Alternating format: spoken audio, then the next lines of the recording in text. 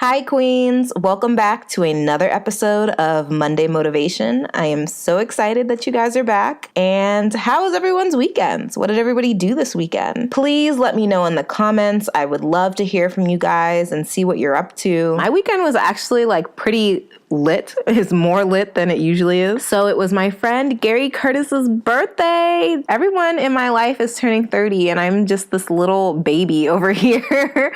I'm 25. So he had a surprise birthday party, and then we went to this club in Culver City. It's called Blind Barber, and the funny thing about this club is that, and it's such an LA club. If you have never been to an LA club before, let me tell you, LA clubs are an experience, not just experience, experience. And this is coming from someone who identifies as being pretty bougie. Actually, you know what? I would say I'm conditionally bougie, I like a good green juice, but I don't need my clubs to be as extra as clubs are in LA. Clubs in LA are such a scene. And I just come from a background in which all you need is a good twerk song and a wall, and that's it. That's all you need, and it's already just lit. And in LA, for some reason, it's just why is there a piece of artwork in the back of this club as I'm listening to Back That Ass Up by Juvenile? I just don't need all of this. Just give me a good wall, a good sturdy wall, and a twerk song, and we are good. That should be a club. That should be enough. But in LA, that's not enough. So we go to this club called the Blind Barber. And in true LA fashion, so many clubs in LA too, they have secret doors and entryways and all this crap. And so you look at the front of the club and it legitimately looks like a barbershop. And there's this secret wall that you push, and then there's a full-ass club in the back. It was hella fun. I liked it. I very much enjoyed it. I would check it out if you're ever looking for fun spots to hit up in LA. I believe it was called The Blind Barber, and it's in Culver City. But now that I have talked about my weekend, let's get into Monday Motivation. For all of my new queens that are new to Monday Motivation, yes, queen! I am so excited that you're here. I would highly encourage you to watch other Monday Motivations where I go a little bit more in depth as to the purpose of Monday Motivation, because I really want to get right into it for my queens that have been here since the beginning. But Monday Motivation is a segment that I do in which I share a story about either my life or something that's going on in the world in the hopes of motivating you to go after the things that you want and the things that you are afraid of or that you are fearful of accomplishing for yourself. And I also just wanted to reimagine what Mondays look like. I feel like our relationship with Mondays are so blah, and it's oh my gosh, Monday is really pulling me away from my passions and my happiness. And, I truly think that, why is it that we only allow ourselves happiness 2 days out of the week? Kind of 3 if you want to halfway include Friday. It's 2.5 days out of the week are for us. And it's the end goal in life should be to make, if you can, every day, but if not every day, at least the 5 days a week that you're working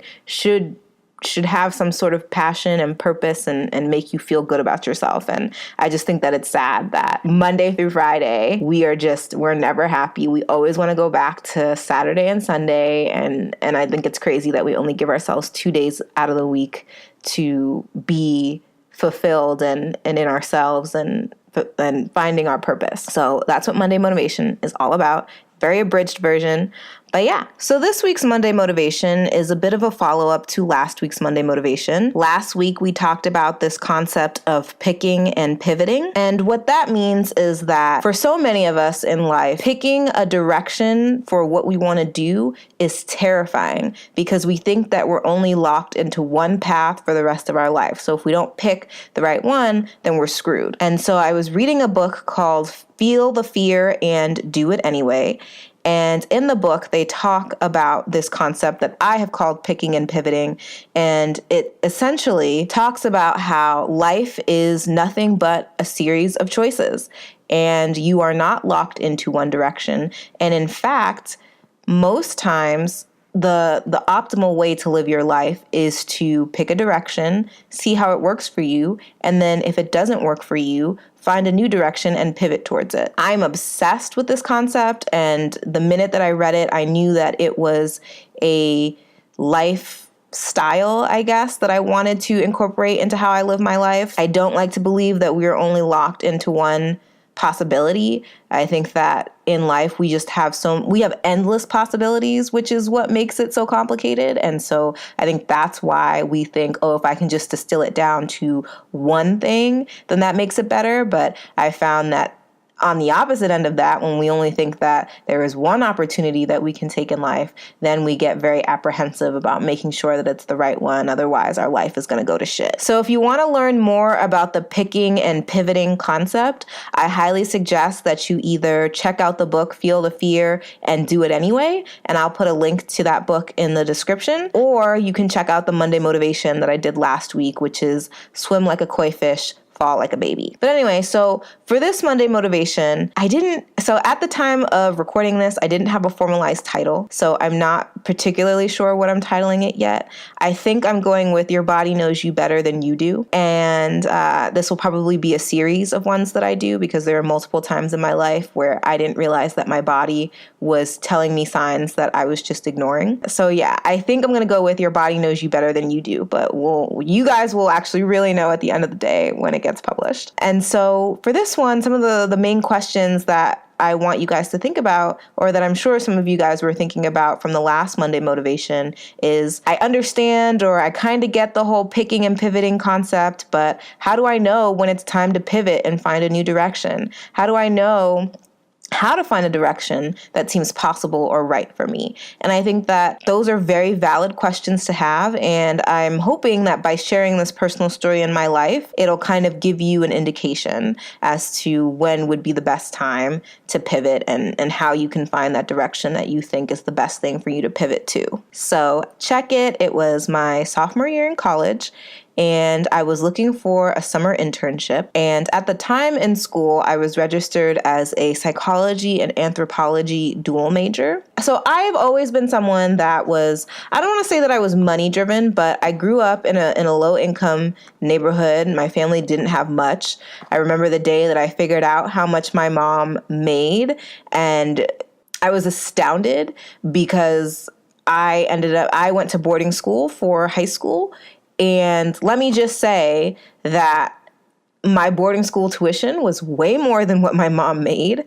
And so, money is just something that was always present in my mind. I wanted to not struggle the way that we had. And when I say struggle, my mom went to such great lengths to make sure that we never struggled, even though we didn't really have money to do the things that I was able to do.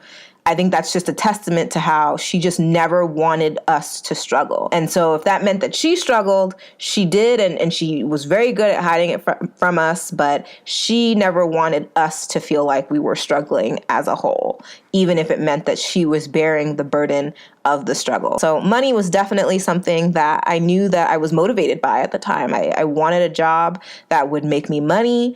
I wanted something that had to do with people. I really enjoyed interacting with and getting to know people on a deeper level, which is obviously what led me to psychology. I'm so fascinated by human behaviors and why people do the things they do, why they make the choices that they make. And so, those were the three main things that I knew about myself in that moment, is that I liked people, I liked psychology, and I wanted money. So with all of that, I actually ended up joining a program called Inroads, which, if it's still running, I highly recommend it for anyone that's interested in doing more business related stuff. So if you're interested in insurance, if you're interested in finance, it's very much good for people of color or people of underrepresented backgrounds. So if you come from a low income community, you qualify, but it's an amazing program that provided me with so many external resources to be able to get through the internship and groom yourself into being a young professional. So it was through Inroads that I managed to get an HR internship at an insurance company in their learning development department. And I remember when I first started the internship, I was hella excited. I felt like a boss queen, and I was just really excited to be living a life that I thought I wanted to be living. And I was making good money, especially good money for a college student. I wasn't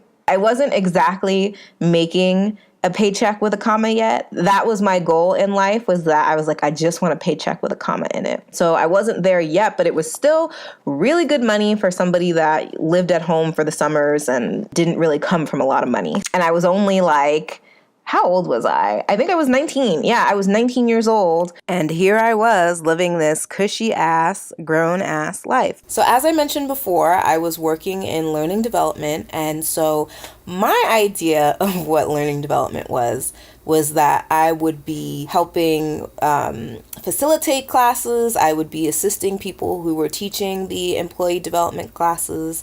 I thought I would be helping with lesson plans and just doing a lot more hands-on people type work. So I was very sad and surprised to find out that I actually wasn't going to be doing any of that kind of work, and that the work that I was mainly going to be doing was research and data entry, which basically meant that I was sitting at a computer 8 hours a day, 5 days a week, just typing. And to this day, it's one of these moments that I still can't tell you what triggered it, but it was just a regular day at work. I was inputting data and doing research, and all of a sudden I just felt my chest start to get a little tight, and I kept trying to breathe, and my breathing just felt very irregular, very fast.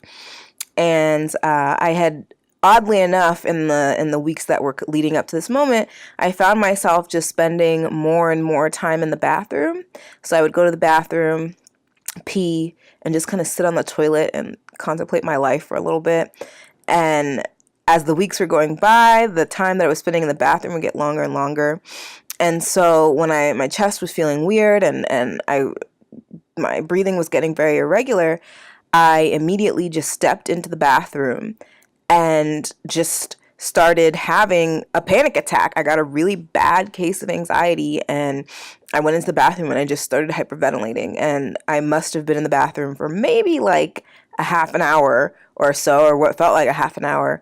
But I couldn't figure out why I was just so sad, so anxious, and so unhappy. And I think what's hard about this moment is that, again, here I was, 19 years old, with this very cushy job. I had great friends. All of the interns that I had met at the program thus far were super amazing. We would get lunch every day. My manager was super cool. And for some reason, I just, after that point when I had my panic attack, I was not comfortable there anymore. I wasn't happy, and I couldn't figure out how to make myself happy again. And now, in retrospect, I think one of my biggest issues was that I had chosen this path for myself. I chose this life. I actualized this life into existence. I don't want to say I couldn't trust myself anymore, but it was just like, this is the life that you thought was going to make you happy. You chose this, Daysha. This is what we're doing today. I think was the crux of my anxiety attack, is that it's not like anybody led me down this road. I said that this would be the best thing for me, and I hated it. And it's so hard especially when you choose the things that you end up hating, because then in some ways it makes you feel like you can't even trust your own judgment.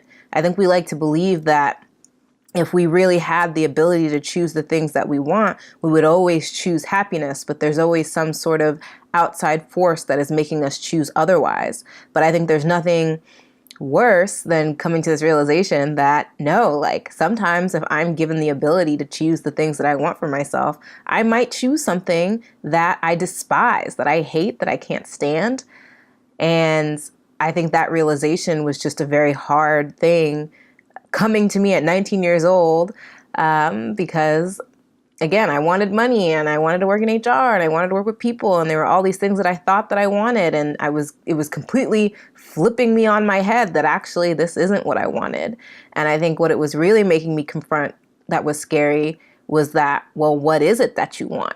If this isn't what you want, and this seems like a very cushy, comfortable life, how do I then figure out what I do want? I think what was so hard and why it took me so long to admit that I didn't like it and that I wasn't happy there and that what happened to me in the bathroom that day was a panic attack is because we live in such a suck it up culture. I'm sure that there are some of you, or if not some of you, there are people in the world who would hear my story and be like, you are such a typical lazy millennial, suck it up. You had a good job. You had good friends. You had all of this stuff. Like, you just want everything. You're so selfish. Blah, blah, blah, say.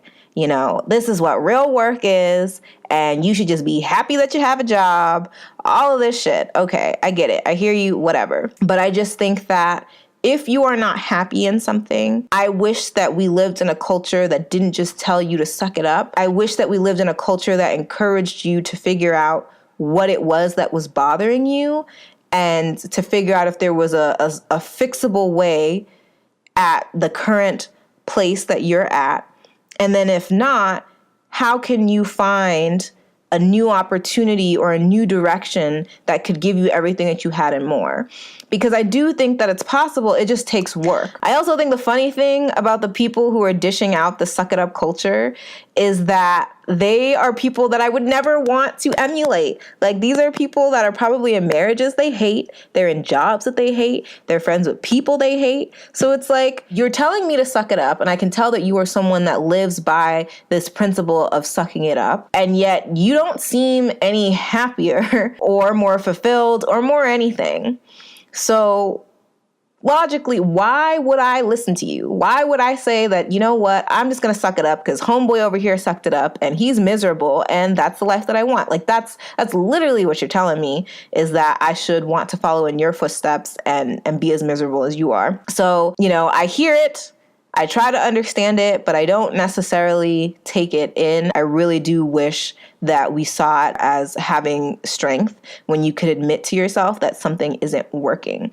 I think it's always important to really try to make something work, but after doing things that don't feel like they should be that much, and the situation is just taking too much from you, then I think at that point, you shouldn't continue to keep sucking it up. You should feel like you can admit that it's not working and then feel confident in your ability to like move forward and pick and pivot. So anyway, back to the story. I was about halfway into the internship and very miserable when they started promoting an intern video competition.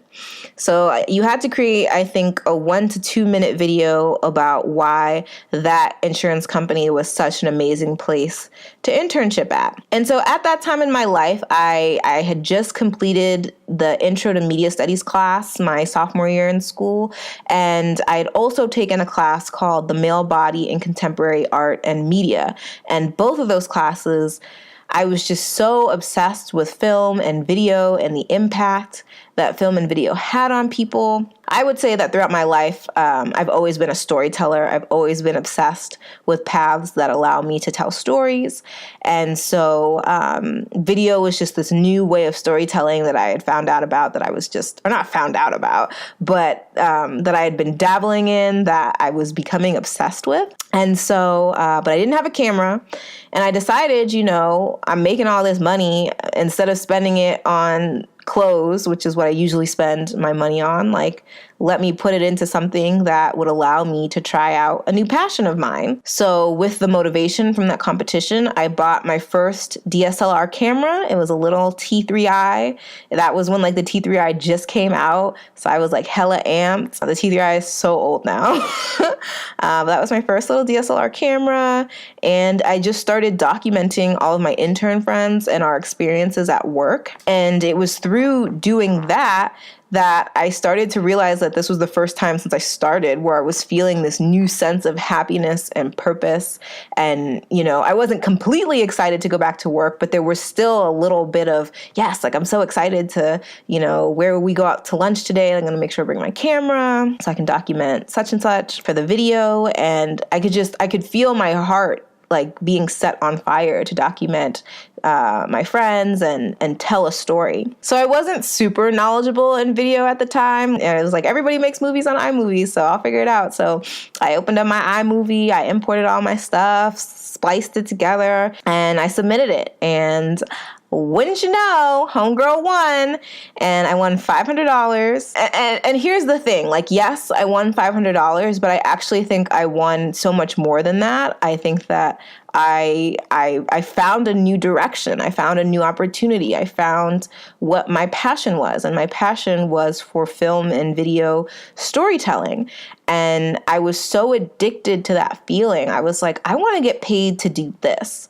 I was like, this is the work that I want to do. And so I tried to network my way into a creative services position for the next summer. And sadly, it didn't end up working out. However, again, like I said, I may have won $500, but the real prize that I won was finding a new direction to pick and pivot to. So I actually ended up interning at a production company in LA the following summer. So when we think about the key takeaways for this week's Monday Motivation, I would say the first one is to not be afraid to be honest with yourself about what you're looking for. The next key takeaway would be not being afraid to acknowledge where you're at. I think in order to really capitalize on this picking and pivoting concept, you really need to understand why your current path doesn't work for you so that you're not tempted to go back down it again in the future. And then the last important one is that your body knows you better than you do. So if you're looking for a sign on whether or not it's time to pivot towards a new direction, I would actually carve out some time to be mindful about how your body reacts in your current situation. Do you find yourself feeling uncomfortable, panicked, or suffocated? Is it hard for you to get out of bed in the morning? Do you constantly find yourself hitting snooze and not wanting to head into your place of work? Is it hard for you to breathe sometimes when you're at work? And then on the opposite side of things, positives that you should pay attention to, because funny enough, we ignore the bad things, but we also ignore the good things too that are telling us, hey, I think you might like this more than what you're doing. Do you find yourself passionately invested in your work? Would you continue to do your work even if it meant you weren't going to get paid overtime? Have you ever found yourself having more joy in doing your work than the idea of other joy-filling activities like hanging out with your friends or doing a particular hobby? These are all important questions for you to consider if you are trying to think about whether or not you're ready to pivot into a new direction.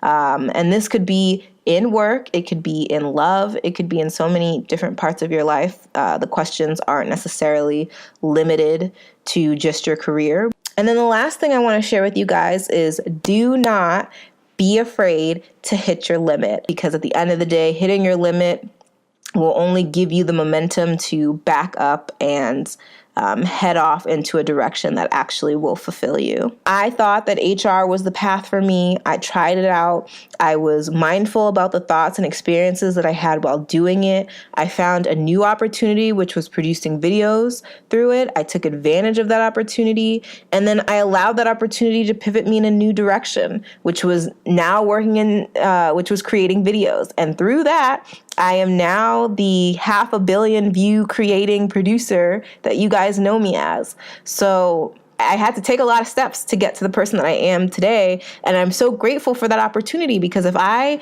didn't, what some people would say, take that misstep and work in HR, I would have never figured out. I wouldn't say never. I think maybe I probably would have figured out that video was a thing for me.